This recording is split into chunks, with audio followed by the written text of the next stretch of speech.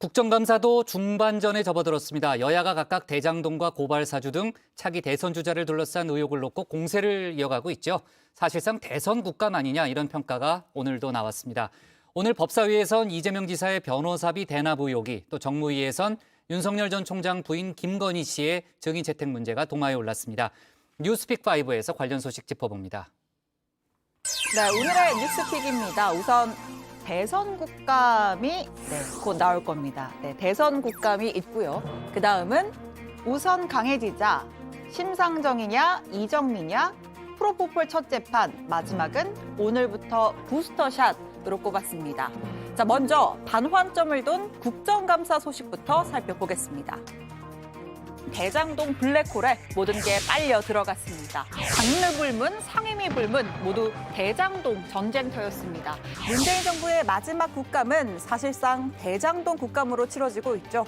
여러분, 이걸 하시고 대통령이가 보고 있어요. 대통령한테 부끄럽지 않으세요? 네? 전 대통령한테 부끄러운 모습 보이지 마세요. 대통령. 자, 성현이.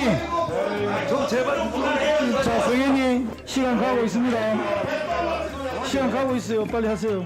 네, 기승전 대장동으로 치러지는 이번 국감입니다. 시간이 갈수록 차기 대선 주자 간의 대리전 양상이 더욱 뚜렷하죠. 민주당은 윤석열 전 총장을 겨냥한 고발사주 의혹에, 국민의힘은 이재명 지사를 겨냥한 대장동 게이트 공세에 화력을 집중했습니다. 자, 오늘 법사위에선 이재명 지사의 변호사비 대납 의혹과 관련한 자료 제출 여부를 놓고 양측에 불이 붙었습니다. 그 이재명 지사의 선거법 관련해서 변호를 맡았던 이태영 변호사가 신문단체인 깨어있는 시민연대당에서 수임료로 현금 3억, 주식을 20억을 받았다. 그리고 나중에 사회이사까지 자리까지 받았다는 걸 해서 검찰을 고발을 했습니다.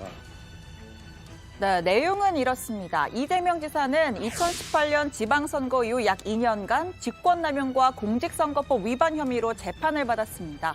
이때 전직 대법관 2명을 포함한 소위 초호화 변호인단을 꾸렸는데 법조계에선 최소 10억 원대 이상의 비용이 들었을 것으로 추측을 하고 있습니다. 자, 헌데 2018년 9월 관보에 따르면 이 지사가 신고한 재산은 27억 8천여만 원이었습니다. 자, 이후 2019년 3월 공개 때는 28억 5천여만 원, 20년 3월에는 23억 2,900여만 원, 그리고 21년 3월, 올해 3월에는 28억 6천여만 원을 신고했습니다. 자, 2020년에만 약 5억 원 정도가 줄었는데요.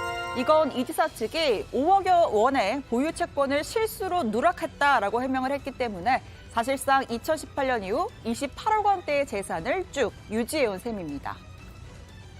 변호사 대납이라는, 비용 대납이라는 그 정치자금법 위반의 사안이 되는 겁니다. 변호사 선임 내역에 대해서는 제출할 수 있어야 되지 않겠습니까? 아무 문제가 없고 변호사 선임료 정상적으로 다 지급했다면서요. 그런데 그 제출을 거부할 명분이 없지 않습니까? 변호사비 대납 내용은 개인의 어떤 관련된 어떤 사항인데 사실상 국회 권한 밖의 자료를 요구하는 것이기 때문에 적절하지 않다라고 이야기를 드리고 싶고요. 이재명 후보는 일반 개인이 아니라 현직 도지사, 공직자입니다. 또 집권 여당의 차기 대선 주자이기도 하죠. 만일 누가 변호사 비용을 대신 내줬다면 곧바로 뇌물죄가 성립할 수 있습니다. 이재명 캠프 측은 변호사비 대납 의혹, 또 S사와의 관련성에 대해서 무관하다, 해명할 것도 없다고 했습니다. 한편 대장동 시행사 화천대유의 자금으로 변호사비를 대납한 거 아니냐, 이런 의혹에 대해서는 대주주 김만배 씨가 직접 입장을 밝혔습니다. 화천대유 자금이 이재명 지사 선거법 변호사비로 사용됐다. 그런 건 터무니없는 위헌비어고요. 자, 이번에는 정무입니다.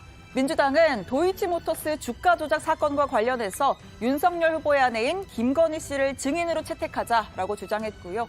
이에 국민의힘은 이재명 지사를 증인으로 채택해 대장동 의혹의 몸통을 밝히자 맞불을 놨습니다. 전주 역할을 담당했던 김건희 씨에 대해서는 아직 검찰에서 소환을 하지 않고 있습니다. 국정감사 증인으로서 김건희 씨를 부르기 위해서 여러 차례 야당 간사에게 요청하였습니다만 아직도 확답이 없습니다. 대장동 게이트 여기에 관련되는 증인 한 40여 명을 신청했는데 한 명도 못 받아주겠다 이렇게 되는 바람에 이재명 지사가 어차피 여당 대선 후보라면 이 거대한 국민적 의혹에 대해서 떳떳하게 나와서 소명하는 게 국민에 대한 도리이고. 자, 그리고 지금 이 시각 국회 법사위에서는 오후 3시 반부터 공수처 감사가 진행 중입니다. 대장동 의혹뿐만 아니라 고발 사주 관련 수사를 둘러싼 여야 간 공방이 치열한데요. 자, 이 소식은 잠시 후에 류정화 실장이 전할 예정입니다. 자, 오늘의 두 번째 픽은 우선 강해지자 이렇게 꼽았습니다. 자, 지난 10월 10일은 북한이 국가적으로 기념하는 당 창건일, 이른바 쌍십절이었습니다. 처음으로 국방발전 전람회라는 행사를 열고 최근 5년간 개발한 신무기를 전시했는데요. 김정은 위원장의 연설사진 뒤편에 이동식 발사대 위에 탑재된 신형 ICBM, 화성 16형으로 추정되는 모습도 보이고요. 이 밖에도 이른바 극초음속 미사일 화성 8형, 또 중거리 탄도미사일 화성 12형으로 추정되는 이 무기도 보이고 있습니다. 김정은 위원장은 직접 연설에도 나섰습니다.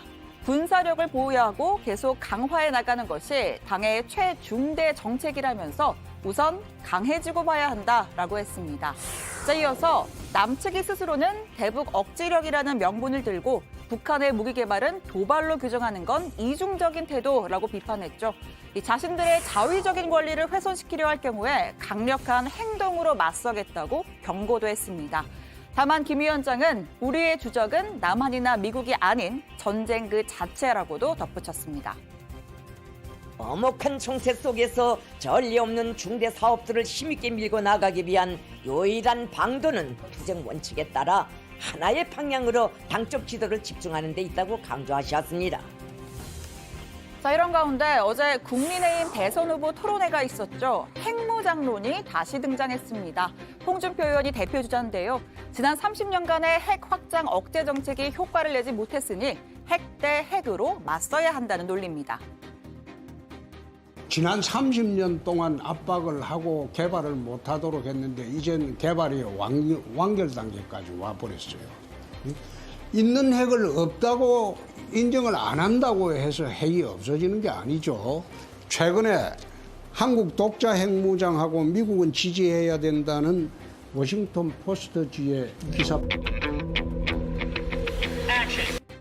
자, 보셨습니까? 이렇게 잠시 홍준표표 장학 퀴즈가 시작되는 줄 알았습니다. 자, 홍 의원의 기습 질문을 받은 윤석열 전 총장. 자, 이번엔 승점을 획득할 수 있을까요?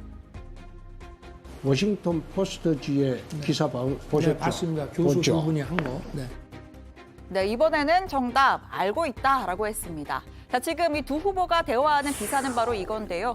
미국의 다트머스 대학의 두 교수가 한국은 자체 핵폭탄을 만들어야 하는가라는 제목으로 워싱턴 포스트에 실은 공동 기고문입니다. 자, 내용을 보면 미국의 제공 중인 핵우산이 사실상 무용지물이 됐고 한반도에 전쟁이 나도 미국이 한국을 돕기 어렵게 됐다. 따라서 미국 정부가 한국이 핵 개발을 하는 것을 지지해야 한다라고 했습니다. 자, 이 두 교수는 소련 핵무장에 대응해 영국과 프랑스의 핵무기 보유를 용인했듯이 동맹국의 핵을 용인 또는 전수해준 전례가 있다는 점도 근거로 들었습니다. 최근에 이제 쭉 미국 전문가들 주장은 이거는 한국의 핵 보유를 인정을 해줄 수밖에 없는 상황이 온다. 핵확산 금지 10조 위반이 아니다. 그러나 미국 정부의 공식 입장은 아직도 이 NPT 그 핵확산 금지를 더 엄격히 해야 되기 때문에 북핵 문제에 대한 대응책으로서는 공식 입장은 저걸 하고 있지 않습니다. 협상 레버리지를 비핵화로 묶어두면서 통제를 할 것이냐 아니면 아예 풀어주고 그래서 풀어주면 북한은 핵 강대국으로 막 치닫겠죠. 자, 지금 서훈 청와대 국가안보실장이 미국에 가 있죠. 서훈 실장은 남북 간의 연락 채널이 다시 이어졌고 한 번쯤은 점검을 할 시점이다. 미국과 종전선언을 포함해서 남북, 북미 관계에 관련한 전반적인 협의를 할 계획이라고 밝혔습니다. 자, 이어지는 픽 보겠습니다. 세 번째 픽은 심상정이냐 이정미냐입니다. 자, 잠시 후면 정의당의 차기 대선 후보가 결정됩니다. 최종 2인에는 4선 관록의 심상정 전 대표, 또 첫 대선 출사표를 던진 이정미 전 대표가 올라와 있습니다. 대선에 사실 4번 도전했지만 2번은 중간에서 하셨고 두 번은 예비고사 탈락했고요. 예비고사 탈락. 예, 이제 본고사 2번째입니다. 재수생인데 예. 이번 대선은 재수생이 트렌드 같아요. 재수생이 트렌드. 네. 저도 재수생입니다. 정의당의 15년 불판도 바꿔서 나가겠다 이런 결심으로 이번에 도전하게 되었습니다. 정의당의 15년 불판이면 그 불판은 어떤 불판인가요? 심상정 불판입니다. 심상정 불판을 이제 갈아엎어야 된다 이 말씀이십니까? 네. 네, 썰라의 박성태 앵커도 재수생이라는 TMI까지 들어봤습니다. 자, 아무튼 이번 정의당 경선은 이 간판의 본선 경쟁력이냐 아니면 세대 교체냐로 요약할 수가 있습니다. 지난 6일 치러진 4인 후보 경선에선 간판 심 후보가 선두를 기록하기는 했지만 득표율 46.4%로 과반에 이르진 못했습니다. 결국 37.9%로 2위를 차지한 이 후보와 결선을 치르게 된 거죠. 자, 두 후보는 모두 정의당의 위기를 강조하고 있습니다. 지난 총선 과정에서 민주당 이중대다, 정의 없는 정의당이다 이런 뼈아픈 비판을 듣는가 하면 이 대표의 성추행 사건으로 지도부 총사퇴 위기까지 닥쳤습니다. 조국 문제에 대해서 흔들리는 모습을 보이고 선거제도 개혁에서 정의당의 어떤 입장을 관철시키려고 타협했다라고 평가되는 그 순간 정의당도 다르지 않구나. 이러면서 국민들이 외면하기 시작했던 것. 그 결정으로 인해서 많은 국민이 당의 정체성에 대해서 문제 제기를 했고 특히 청년들의 실망이 컸습니다. 그래서 그 결정은 분명한 오판이었다. 그래서일까요? 이 두 후보 모두 진영 논리를 넘어선 정의당의 독자성을 강조하면서 민주당 이재명 후보에게 날을 세웠습니다. 서로 이재명의 대항마임을 자처하고 나섰습니다.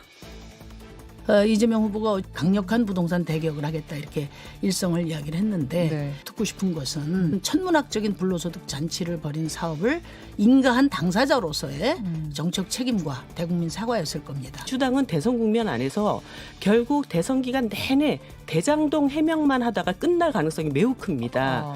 끝없이 그 화천대유가 누구 거냐 이거 가지고 이제 질문과 공방이 오고 가고.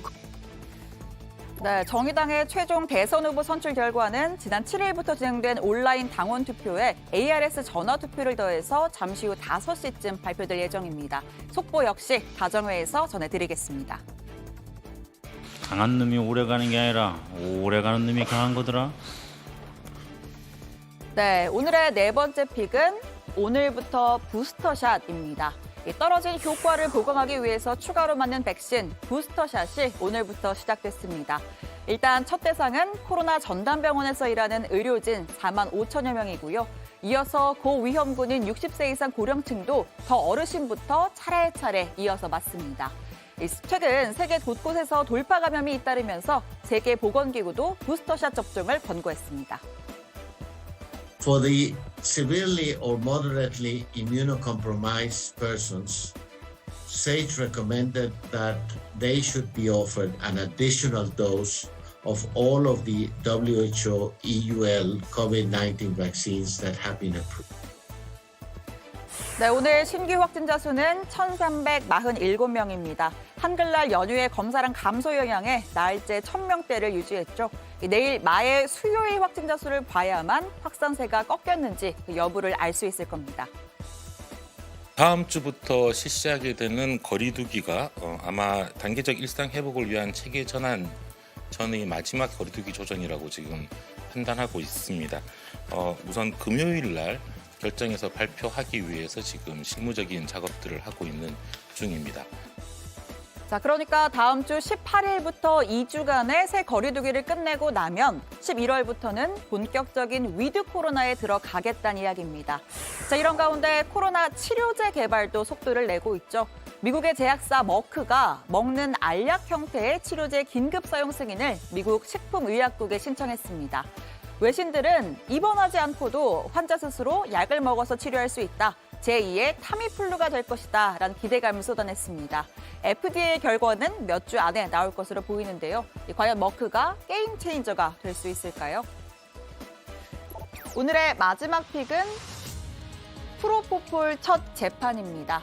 자, 조금 전 오후 3시 이재용 삼성전자 부회장의 프로포폴 불법 투약 혐의 첫 재판이 시작됐습니다. 이 부회장은 서울 강남의 한 성형외과에서 프로포폴을 의료 목적 외로 상습 투약해서 마약투약법 관리 위반 혐의로 기소가 됐습니다. 프로포폴 불법 투약 첫 재판입니다. 심경부터 좀 여쭤보겠습니다. 여전히 불법 투약한 적 없다는 입장은 그대로신가요? 네, 마약류 관리 위반법이죠. 자, 이 부회장이 찾은 병원은 배우 하정우 씨와 이 최승석 전 애경개발 대표 등을 상대로도 이 프로포폴을 불법 투약해준 것으로 드러났습니다. 하정우 씨에게는 1심에서 벌금 3천만 원, 최 전 대표에게는 2심에서 징역 1년에 집행유예 3년이 선고됐죠. 모두 유죄가 인정이 된 겁니다. 자, 이 부회장 재판 결과는 어떻게 될까요? 자, 여러분은 어떤 소식을 오늘의 원픽으로 꼽으셨나요? 들어가서 더 이야기해보겠습니다. 지금까지 뉴스픽5였습니다.